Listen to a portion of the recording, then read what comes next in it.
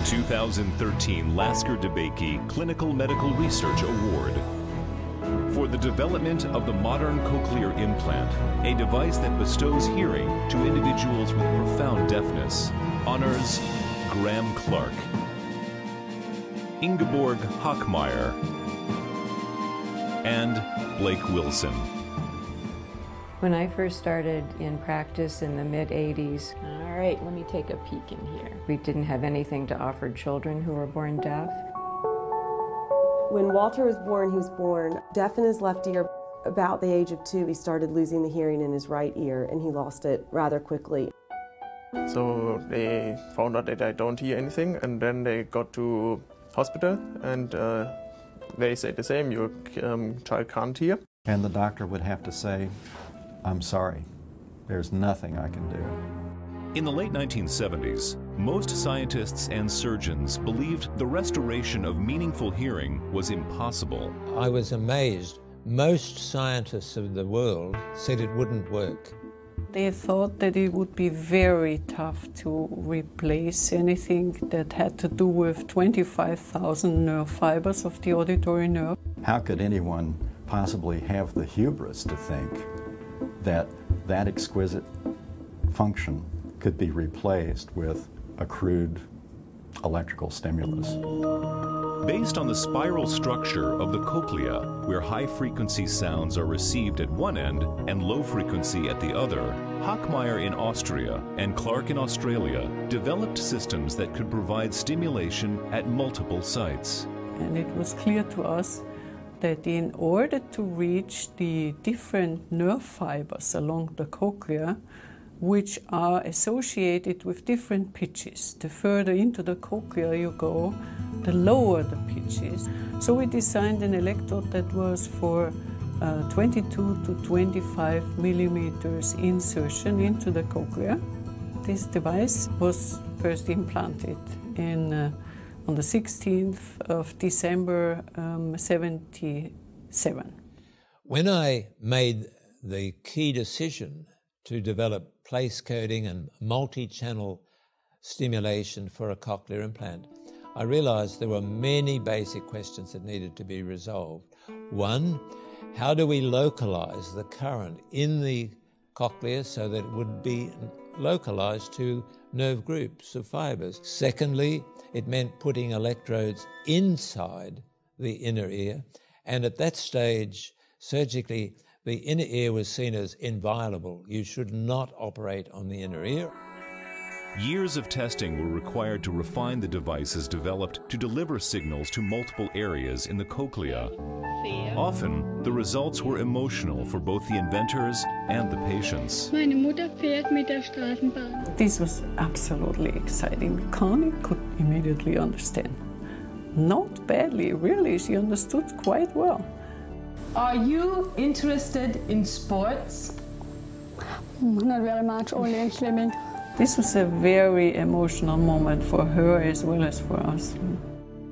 Graham Clark recalls some of the emotional moments while testing the early implants. You were standing right beside me, and you were pretty nervous. You were pretty anxious. You know? I was. Yeah, you were really standing there looking at me, and I'm, oh, okay. And I was, no. And then Richard kept going.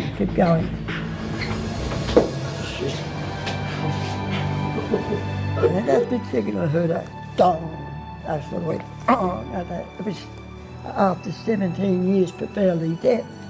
And getting that sound back again, I was in heaven. I was so moved. I did what I haven't been used to doing. I went into the next door lab and burst into tears of joy. I was absolutely overcome. All of the tension, all of the pressure, all of the hopes were round whether he could hear speech and understanding without the need for lip reading. In 1991, Blake Wilson developed a new speech processing strategy which greatly enhanced the existing systems. Once we were able to get out of the way and present to the brain all of the information that could be perceived, or most of the information that could be perceived through a cochlear implant, the brain saved us. Take off my old one, put on yours.